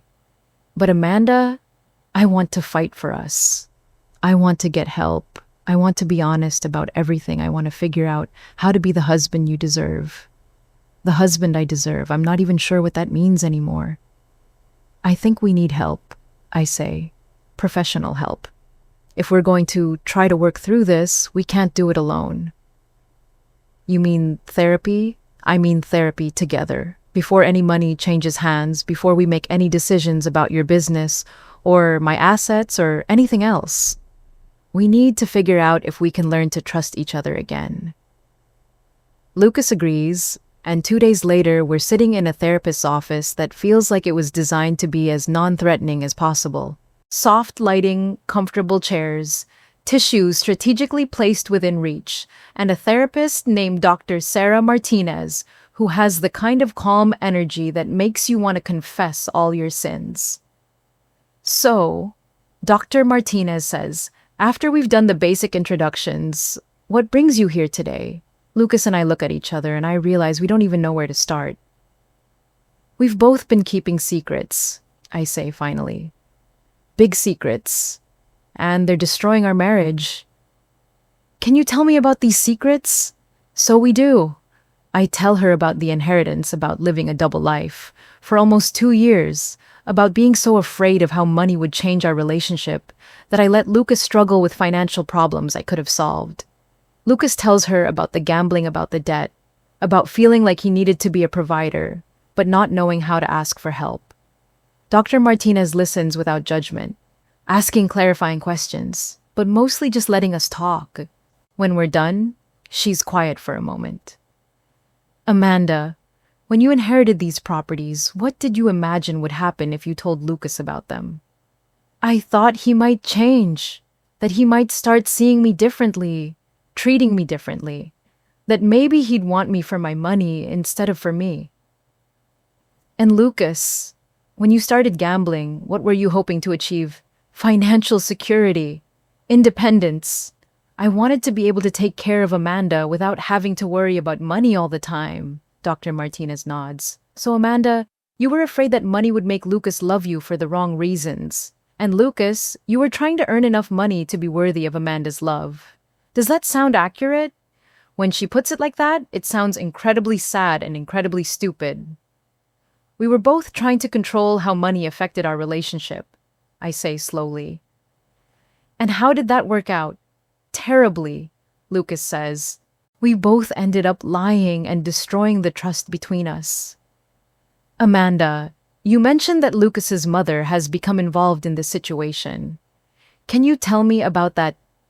I explain about Marcia's investigation, about the family dinner ambush, about the pressure to put my assets into some kind of family trust structure. How does that make you feel? Angry, violated, like she thinks she has a right to control what I do with my inheritance. And Lucas, how do you feel about your mother's involvement? Lucas is quiet for a long time. Finally, he says, ashamed and worried. Worried about what? Worried that she's right, that Amanda's assets should be part of family financial planning, that maybe I don't have a right to be married to someone with so much money when I can't even manage my own finances. Dr. Martinez leans forward slightly. Lucas, do you think your wife's financial status determines your worth as a husband? I don't know. Maybe. I was raised to believe that a man should be able to provide for his family. And what does providing for your family mean to you? Being able to pay the bills, being able to buy a house, being able to afford children someday, not having to depend on anyone else. But Lucas, I interrupt, we could afford all of those things. We could afford them easily. I never wanted you to provide for me financially. I just wanted you to love me. But how can I love you properly if I'm not contributing equally? How can I be a real partner if you're supporting both of us? And there it is. The real issue underneath all of our problems. Lucas doesn't just feel like he needs to provide financially. He feels like accepting my financial support would make him less of a man. Dr. Martinez guides us through this conversation, helping us understand how gender expectations and family dynamics and fear of vulnerability have all contributed to the mess we're in. Amanda, she says, your grandmother's advice about waiting to reveal your inheritance was that based on her own experiences. She grew up during the Depression. She married my grandfather right after World War II. For her generation, financial independence for women was rare and precious. She wanted to make sure I protected myself. And Lucas, your family's attitude about money and providing, where do you think that comes from? My dad worked 2 jobs to support us when I was a kid. My mom always talked about how hard he worked, how much he sacrificed. I grew up thinking that's what love looked like. Sacrifice and hard work and never asking for help. So you both learned different lessons about money and relationships from your families. Amanda learned to protect her financial independence, and Lucas learned that his value as a partner depends on his ability to provide. We spend the rest of the session talking about how to unlearn these patterns, how to build a relationship based on mutual support, rather than traditional gender roles or fear of vulnerability. By the time we leave Dr. Martinez's office, I feel like we've made more progress in 1 hour than we have in 3 weeks of avoiding each other. But we still have practical problems to solve. Lucas still needs money for the credit cards and treatment program. I still need to figure out how to handle Marcia's pressure about the family trust, and we both need to figure out how to rebuild trust while dealing with a gambling addiction and the aftermath of years of secrets. That night, we sit down at the kitchen table with a legal pad and start making plans. First priority, I say, is getting you into treatment and paying off the credit cards. I can take a loan against one of the buildings, Lucas suggests. That way, it's not a gift. It's a business transaction. Actually, that's not a bad idea. We could set it up as a formal loan with interest and payment terms. That way, you're not just accepting charity. We spend 2 hours working out the details. I'll arrange a $50,000 loan against the Charlestown property. Lucas will use $47,000 to pay off the credit cards and $3,000 for the treatment program. He'll pay me back at 3% interest over 5 years, which is better than what either of us could get from a bank. What about your mother? I ask. Lucas sighs. I need to tell her about the gambling, and I need to set some boundaries about your assets. How do you think she'll react? Honestly, I think she's going to try to use my problems as proof that our family needs more control over your money. He's probably right. Marcia will see Lucas's gambling debt as evidence that we're financially irresponsible and need adult supervision. Maybe we should get ahead of that. I say, what if we present her with a comprehensive financial plan? Show her that we've thought through everything, that we're being responsible, that we don't need outside management. You mean like a business presentation? Exactly like a business presentation. We show her the loan agreement, the treatment plan, the long-term financial strategy. We demonstrate that we're capable of handling this ourselves. Lucas likes this idea. We spend the next week preparing.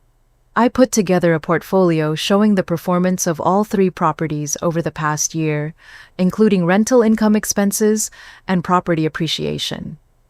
Lucas researches his treatment program and puts together a timeline for his recovery and business launch plans. We also research Marcia's background more thoroughly, and what we find is revealing. It turns out that Richard's insurance business has been struggling for the past few years. They've had to downsize their office, let go of employees, and Richard's been talking about early retirement, not because he wants to, but because he might not have a choice. Marcia's real estate license is relatively new, only 3 years old, and she's barely making any money from it. Their house, which they bought 15 years ago, has a mortgage that they're still paying off, and their retirement savings took a major hit during the last recession.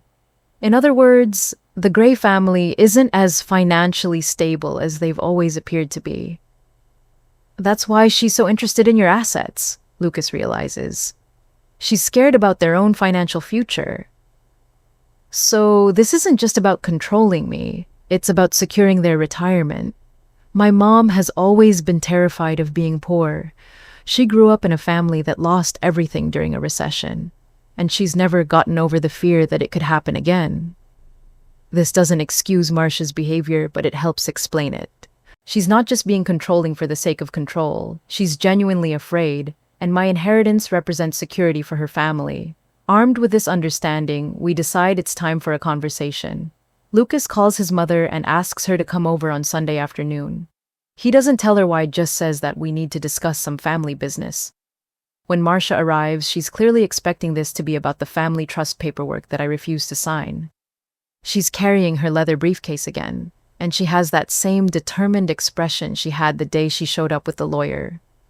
"Hello, Amanda," she says coolly.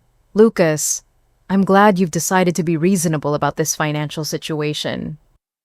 "Mom, we need to talk," Lucas says, "and I need you to listen before you say anything." We're all sitting in our living room, the same living room where this whole mess started. Lucas and I are on the couch. Marcia is in the armchair across from us, sitting up straight with her briefcase in her lap, like armor. "There are some things you don't know," Lucas continues. "Things that I should have told you before, but I was ashamed." "What things?" "I have a gambling problem, Mom. I've run up $47,000 in credit card debt, and I'm going into treatment next week." The color drains from Marcia's face. "What do you mean, gambling problem?" Lucas explains everything. The online poker, the sports betting, the escalating losses, the way he kept thinking he could win it all back. Marcia listens in growing horror, occasionally putting her hand to her chest like she's having trouble breathing. "How could you be so irresponsible?" she finally says. "How could you risk everything like that?" "The same way you've been trying to risk Amanda's assets," Lucas says quietly. "That's completely different." "Is it? You've been investigating my wife's finances, pressuring her to sign legal documents, trying to get access to property that doesn't belong to you. How is that different from gambling?" Marcia's mouth opens and closes like she can't find words. "Mom, Amanda is going to lend me the money to pay off the credit cards and get treatment. She's also going to help me start my consulting business when I'm ready. She's being incredibly generous and supportive, and instead of being grateful, you've been treating her like she's the problem." "I was trying to protect the family," Marcia says defensively. From my wife being successful, from her being financially independent, from her taking advantage of you, from her keeping secrets that could hurt everyone. "The only person taking advantage of anyone in this situation is you," Lucas says, and his voice is steadier than I've ever heard it. "You've been trying to manipulate Amanda into giving up control of assets that she inherited and that she's been managing perfectly well on her own." Marcia looks between us, and I can see her calculating, trying to figure out if there's still an angle she can work. "What about estate planning?" she asks. "What about tax implications? What about protecting these assets for your children someday?" "All handled, I know," I say, and I pull out the folder we prepared. Here's my current estate plan tax returns for the past 3 years, and projected financial plans for the next 10 years. Everything is properly structured, legally sound, and professionally managed. Marcia takes the folder, flips through it, and I can see her deflating as she realizes that I'm not the naive young woman she thought she could manipulate. "I also have something else for you," I continue, and I hand her a second folder. This is information about a financial planning service that specializes in helping people prepare for retirement. I've already spoken with them about your situation, and they're confident they can help you and Richard develop a solid plan for the next 20 years. "Our situation, Mom," Lucas says gently. "We know Dad's business is struggling. We know you're worried about money. We want to help, but we want to help in a way that's healthy for everyone. Marcia stares at the retirement planning folder like it might explode. How do you know about Richard's business? Because I pay attention to my family, Lucas says.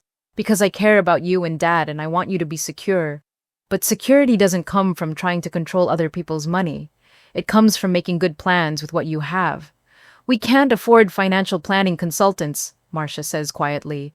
Yes, you can, I say, because I'm paying for it as a gift. Because you're my family now and I want you to be okay. This is the moment when Marcia finally breaks. She starts crying, really crying, and all the fight goes out of her. I'm so scared, she whispers. Richard won't admit how bad things are, but I know we're in trouble. I know we haven't saved enough for retirement, and I don't know what we're going to do. Lucas gets up and sits on the arm of her chair, putting his hand on her shoulder. Mom, you don't have to be scared. We're family. We take care of each other, but we do it honestly with respect for each other's boundaries. I'm sorry, she says, looking at me through her tears. I'm so sorry, Amanda. I was so focused on being afraid that I forgot to be grateful. You're a wonderful wife to Lucas, and you didn't deserve any of what I put you through. I understand why you were scared, I tell her. And I'm sorry I wasn't more transparent from the beginning. We all could have handled this better. Marcia nods and wipes her eyes. Can you forgive me? I already have. We spend the next hour talking about real plans for moving forward. Lucas will start treatment on Wednesday. I'll work with my property manager to set up the loan structure. Marcia and Richard will meet with the financial planner next week. Most importantly, we agree that from now on we'll be honest with each other about money, about problems, about fears and concerns. No more secrets, Lucas says. No more secrets, I agree. No more trying to control what we can't control, Marcia adds. As Marcia is leaving, she turns back to me one more time. Amanda, your grandmother raised an amazing woman. She would be proud of how you handled all of this. Thank you, I say. That means more to me than you know. After she's gone, Lucas and I sit on our couch exhausted but hopeful for the first time in weeks. Do you think we're going to be okay? He asks. I think we're going to be better than okay, I tell him. I think we're going to be honest, and that's something we've never been before. He takes my hand, and for the first time since this whole mess started, it feels like we're on the same side again. I love you, Amanda, not your money, not your assets, not what you can do for me. Just you. I love you too. All of you. Even the parts that make mistakes. We sit together in our beautiful apartment, in our complicated life with our imperfect families and our messy problems and our tentative plans for the future. And for the first time in almost 2 years, I'm not keeping any secrets. 1 year later, our life looks completely different. I'm standing in the kitchen of a 4th apartment building, this one in Cambridge, watching Lucas measure windows for new frames. The building is a 1920s brick structure with incredible bones, but decades of neglect, and we bought it together 6 months ago as our first joint investment. What do you think about extending this window bay? Lucas calls out from the living room. We could add built-in seating and really maximize the natural light. I think that sounds expensive and beautiful, I call back. Do we have the budget for it? We do if we use the contractor I worked with on the Beacon Hill project. He owes me a favor. It's surreal having normal conversations about money and renovations and business decisions. For the first year of our marriage, every financial discussion felt like walking through a minefield. Now we argue about tile choices and debate the merits of different heating systems, like any other couple planning a future together. Lucas completed his gambling treatment program 11 months ago, and he's been sober from betting ever since. The program wasn't easy. It required him to confront some deep-seated issues about self-worth and control and what it means to be a provider. But it also taught him tools for managing stress and anxiety that have made him a better partner in every way. His consulting business is thriving. Turns out there's a huge market for someone who understands both the technical and historical aspects of renovating old buildings, especially someone who can work with property owners who actually care about preserving architectural integrity. Lucas has more clients than he can handle, and he's thinking about hiring an associate. The best part is watching him work on projects he's passionate about. There's this light in his eyes when he talks about restoring original hardwood floors or finding period-appropriate fixtures that I never saw when he was working for the construction company. He's building something of his own, something that reflects his values and interests, and it's made him more confident in every aspect of his life. As for me, I got promoted to senior editor at Beacon Hill Books, which came with a modest salary increase and a lot more responsibility. I'm now overseeing a whole line of contemporary romance novels, and I love being able to help authors tell better stories about love and relationships and finding your person. The irony isn't lost on me that I'm editing romance novels while living my own complicated love story, complete with secrets revealed, trust rebuilt, and a hard-won happy ending. But the biggest change is in how we handle money together. We have joint accounts now, shared financial goals, and regular conversations about everything from grocery budgets to long-term investment strategies. Lucas knows exactly how much rental income comes in each month, and I know exactly how much his business is earning. We make decisions together, plan together, and when one of us is worried about something, we talk about it instead of keeping secrets. The Cambridge building is our biggest joint project yet. We're converting it from a neglected 3-family house back into a gorgeous single-family home for ourselves, with a separate apartment that we'll rent out. It's going to be our primary residence and our 4th income property, and we're doing all the renovation work together. Well, Lucas is doing the renovation work. I'm doing the project management and the coffee runs. "Amanda, come look at this," Lucas says. And when I walk into what will eventually be our master bedroom, he's pointing at a section of wall where he's stripped away layers of old wallpaper. There's original plaster molding under here, probably from the 20s. It's in perfect condition, just hidden under decades of bad decorating decisions. I run my fingers along the intricate carved details that someone covered up with flat paint and vinyl wallpaper sometime in the 70s. It's beautiful. Can we restore it? Absolutely. It'll take some time and patience, but we can bring it back to exactly how it was meant to look.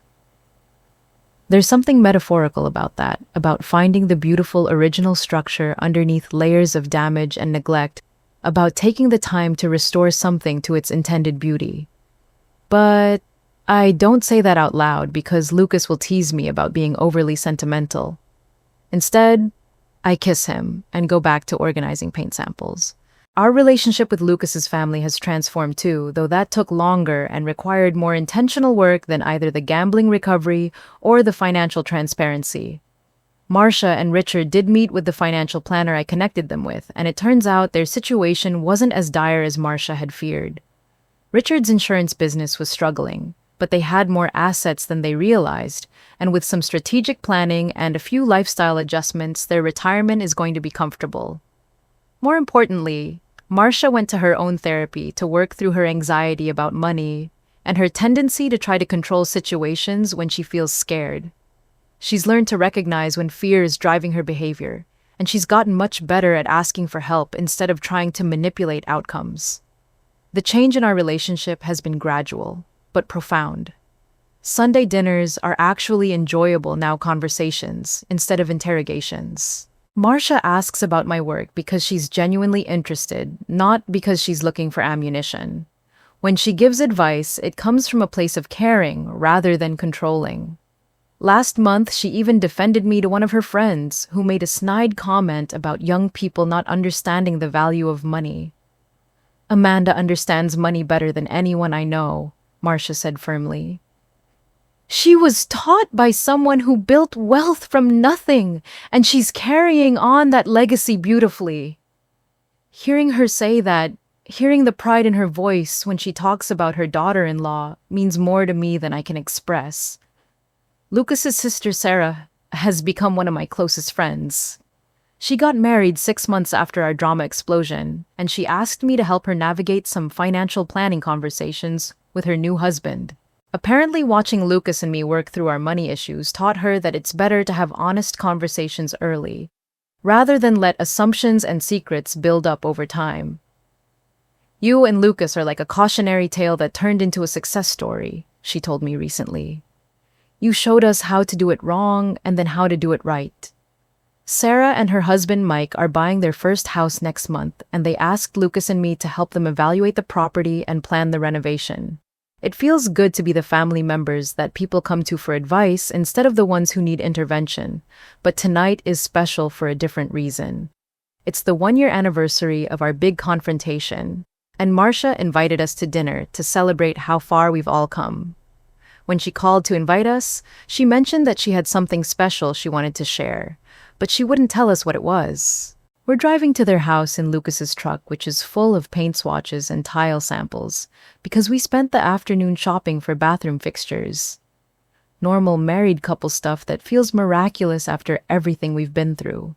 Any guesses about what your mom wants to tell us? I ask. With my mother, it could be anything. Maybe she's decided to get her real estate broker's license. Maybe she and Dad are planning a cruise. Maybe she found another building you should buy. That last one is a joke, but barely. Marcia has become genuinely interested in real estate investing, and she sends me articles about market trends and property development plans. It's actually kind of sweet having her want to understand something that's important to me. When we arrive at the Gray House, Richard greets us at the door with hugs and offers to show Lucas some new power tools he bought for a home improvement project. The easy affection between Lucas and his dad is something I never take for granted. For a while during the worst of our crisis, Lucas was so ashamed about the gambling that he could barely look his father in the eye. Rebuilding that relationship has been one of the most important parts of his recovery. Marcia is bustling around the kitchen, putting finishing touches on a meal that smells incredible. She's become a much more relaxed cook since she stopped trying to prove things with elaborate dinner parties. Tonight's menu is simple, but delicious comfort food made with care rather than stress. Amanda, honey, you look wonderful, she says, giving me a real hug instead of the air kiss thing she used to do. Is that a new dress? The color is perfect on you. Thanks, Marcia. It's actually a hand-me-down from Sarah, but I love it. Sarah has excellent taste. And speaking of excellent taste, wait until you see what I have for you after dinner. Throughout the meal, Marcia keeps glancing at this wrapped package on the sideboard, like she's dying to present whatever surprise she's planned, but forcing herself to wait for the right moment. We talk about Lucas's latest project, a Victorian mansion in Brookline that's being converted into condos. We talk about my promotion and the new authors I'm working with. We talk about Richard's plan to semi-retire and spend more time on woodworking projects. It's easy conversation, the kind of family dinner I always imagined, but never really had growing up. My parents love me, but they're both introverted academics who express affection through book recommendations rather than regular family meals. Being part of the Gray family dynamics has taught me a lot about the value of showing up for each other consistently, even when there's nothing particular to celebrate. After dessert, Marcia finally retrieves the wrapped package from the sideboard. Amanda, I've been working on something for months, and I hope you'll understand what it means when I give this to you. The package is small and flat, about the size of a book. When I unwrap it, I find a folder containing legal documents and a handwritten letter. The legal documents are a deed transfer for a property I've never heard of, a cabin in New Hampshire that apparently belonged to Grandma Lillian. I look up at Marcia, confused. I don't understand. What is this? Read the letter first, she says softly. The letter is written on Marcia's personal stationery, and her handwriting is careful and deliberate. Dear Amanda, I read aloud. When I was investigating your inheritance last year, I discovered that your grandmother owned a small cabin in New Hampshire that wasn't included in her main estate. After some research, I found that the property had been transferred to a trust that was set up to pay taxes and maintenance, but the trust documents were never updated to reflect Lillian's death. The cabin has been sitting empty for over a year, with bills being paid automatically, but no one claiming ownership. I pause reading and look at Marcia again. You found this during your investigation, she nods. Keep reading. I spent months working with lawyers and the state of New Hampshire to trace the ownership and get the property transferred to you where it belongs. I know this doesn't undo the pain I caused by violating your privacy, but I wanted to do something meaningful to show you how sorry I am for my behavior. Your grandmother's cabin should be in your family, not lost in legal limbo. I can feel tears starting both from the gesture and from thinking about Grandma Lillian having a secret cabin that I never knew about. There's more, Marcia says gently. The cabin is small and probably needs work, but it's on a beautiful lake and has incredible potential. I hope you and Lucas will consider it a place where you can build new memories while honoring your grandmother's legacy. I also hope you'll forgive a foolish mother-in-law who let fear make her forget what really matters: family love and treating each other with respect. With love and apologies, Marcia. By the time I finish reading, I'm crying outright. Lucas has his arm around me and I can see that his eyes are damp too. Marcia, I managed to say through the tears, this is the most thoughtful gift anyone has ever given me. I hope you mean that because there's actually more to the story. She pulls out her phone and shows me photos. The cabin is small and rustic, probably built in the 1960s, with a stone fireplace and huge windows overlooking a lake that's so blue, it looks like a postcard. The interior needs updating, but the setting is absolutely magical. I may have driven up there last month to take these pictures, Marcia admits.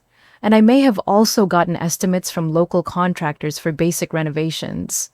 Not because I'm trying to control your decisions, but because I wanted to give you complete information. Lucas laughs. Mom, you're never going to completely stop being a project manager, are you? Probably not. But now I only manage projects when people actually ask me to. We spend the rest of the evening looking at photos and talking about possibilities for the cabin. It could be a weekend retreat, a place for family gatherings, a rental property, or just a quiet place to go when we need to think and remember Grandma Lillian. What do you think she would have wanted us to do with it? Lucas asks. I think she would have wanted us to use it, I say. She was never sentimental about property in an abstract way. She cared about places that served a purpose, that brought people together, that created good memories. So we should go up there, Lucas says. Check it out, figure out what it needs, decide how we want to use it. We should go next weekend. I agree. 2 weeks later, we're standing on the deck of Lillian's cabin, watching the sunset over the lake and planning our future. The cabin is even more beautiful in person than it was in Marcia's photos. It sits on about an acre of wooded land with 100 feet of lake frontage, and the privacy is incredible. You can't see any other buildings from the deck, just water and trees and sky. The interior needs work as expected. The kitchen is straight out of 1975, the bathroom needs to be completely redone, and the heating system should probably be replaced before winter. But the bones are good, and there's something about the place that feels like Grandma Lillian. Practical but beautiful, simple but thoughtfully designed. I keep imagining her here, I tell Lucas as we sit on the deck with our morning coffee. Reading by the fireplace, sitting on this deck in the evenings, maybe having friends up for weekend visits. She had good taste in real estate, Lucas says.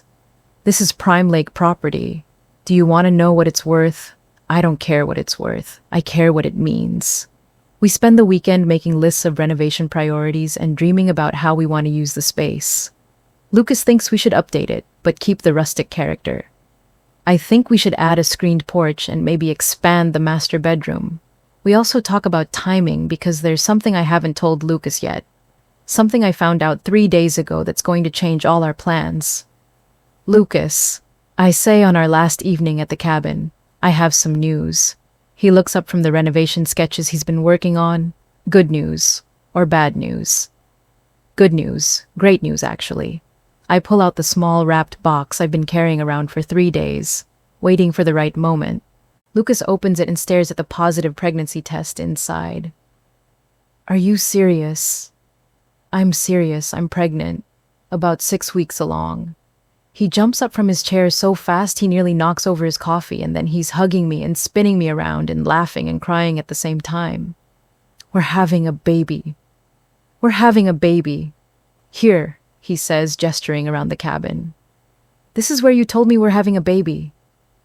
I thought it was appropriate. This place is about Grandma Lillian's legacy, and now we're talking about continuing that legacy. We spend the next hour talking about cribs and college funds and whether we want to know the gender ahead of time. But then our conversation turns to something bigger, something that's been on my mind since I found out about the pregnancy. Lucas, I've been thinking about what we want to teach our child about money and independence and building a life. What do you mean? I want to do something meaningful with Grandma Lillian's inheritance. Something that would honor what she taught me about financial independence and taking care of yourself. Like what? Like starting a foundation, a literacy, and financial education foundation that teaches people, especially women and kids, how to build wealth and make smart financial decisions. Lucas sets down his coffee and turns to face me completely. Tell me more about that. I keep thinking about what Grandma Lillian taught me when I was a kid. How to balance a checkbook, how to evaluate investments, how to recognize when someone is trying to take advantage of you financially. That knowledge changed my life, but most people never learn those skills. So you want to teach other people what she taught you. I want to create programs that teach financial literacy in schools, workshops for women who are starting over after divorce or death of a spouse, resources for people who want to start their own businesses but don't know how to access capital. The more I talk about it, the more excited I get. This feels like the perfect way to use my inheritance for something bigger than just accumulating more wealth. We could base it here, Lucas adds. Turn the cabin into a retreat center where people come for intensive workshops, or maybe use it for summer programs for teenagers. We could call it the Lillian Morrison Foundation for Financial Independence. I love it, but Amanda, are you sure you want to give away your inheritance? I'm not giving it away. I'm investing it in something that will create returns for generations. That's exactly what Grandma Lillian would have wanted. We stay up until midnight that night, planning our foundation and our family and our future. By the time we go to bed, we've sketched out a 5-year plan that includes renovating the cabin, launching educational programs, and raising a child who understands both the value of money and the importance of using wealth responsibly. 6 months later, I'm sitting in the same spot on the cabin deck, but now I'm 7 months pregnant and the renovations are nearly complete. Lucas is inside setting up the conference room where we'll hold our first financial literacy workshop next month. The Lillian Morrison Foundation officially launched 2 weeks ago, and we already have more applicants for our programs than we can accommodate. Our first workshop is for women who are re-entering the workforce after staying home with children, and we'll teach them everything from building credit to starting retirement accounts to negotiating salaries. The response has been overwhelming. Apparently, there are a lot of people who want to learn the skills that Grandma Lillian taught me, who want to understand how to build security and independence for themselves and their families. Amanda, come look at this, Lucas calls from inside. I waddle into the cabin, which now features a modern kitchen, updated bathrooms, and a conference room that can seat 20 people comfortably. Lucas is standing in front of a wall where we've hung a portrait of Grandma Lillian, next to a plaque that reads, "In memory of Lillian Morrison, who understood that real wealth is the freedom to choose your own path." It's perfect, I tell him. She would be proud of what you're building here. What we're building, this is our project, our foundation, our family. Lucas puts his hands on my very round belly and we feel the baby kick in response. What do you think we should teach them first? He asks. About money, I mean. That money is a tool, not a goal. That security comes from what you know and what you can do, not just from what you own. That the most important investment you can make is in yourself and in other people. And that honesty is the foundation of every good relationship, financial and otherwise. Especially that. As the sun sets over the lake, I think about everything that's brought us to this moment. The inheritance that I was so afraid to share, the secrets that nearly destroyed our marriage, the mother-in-law who tried to control what she was scared of losing, and the slow, difficult work of building trust and partnership and a future together. I think about Grandma Lillian, who spent 50 years building something beautiful from nothing, who taught me that real security comes from knowledge and independence and the courage to stand up for yourself. And I think about our child, who will grow up understanding that money is just one tool among many for building a good life, that the real inheritance we're passing on isn't dollars in a bank account, but the knowledge and values and relationships that create genuine wealth. Our baby will learn early that love and trust and honesty are worth more than any property investment, but they'll also learn how to balance a checkbook and evaluate a business plan and recognize when someone is trying to take advantage of them. They'll understand that the most important lesson isn't about accumulating wealth, but about using whatever resources you have to create something meaningful, something that makes the world a little bit better for the people who come after you. That's what Grandma Lillian really left me. Not just 3 apartment buildings in expensive Boston neighborhoods, but the understanding that real security comes from knowing who you are, what you're capable of, and who you can trust to build a life with. And that's what Lucas and I are building together now. Not just a marriage or a business or a foundation, but a partnership based on honesty and mutual respect, and the shared commitment to use whatever we've been given to create something beautiful. Tomorrow, we drive back to Boston, back to our renovated house, and our respective jobs, and the practical work of preparing for a baby. Next month, we welcome our first group of workshop participants to the cabin. But tonight, we sit on Grandma Lillian's deck planning our child's future and watching the stars reflect in the still water of the lake, grateful for everything we've learned about love and money and the complicated, beautiful work of building a life together. The real inheritance isn't the buildings or the rental income or even the financial security that comes with them. The real inheritance is the knowledge that you can trust yourself to make good decisions, the courage to be honest, even when it's difficult, and the understanding that the best investments are the ones that create value for everyone involved. Everything else is just money. And money, as Grandma Lillian always said, is just a tool. What matters is what you build with it. Sometimes, the biggest secrets we keep are the ones we think will protect the people we love most. But real love isn't built on protection from the truth. It's built on trust, honesty, and the courage to be vulnerable with each other. What do you think? Have you ever kept a secret that you thought was protecting someone, but ended up hurting them instead? Let me know in the comments below. And if you enjoyed this story, make sure to hit that subscribe button for more real-life drama that'll make you question everything you thought you knew about family, money, and love. Thanks for watching, and I'll see you in the next one.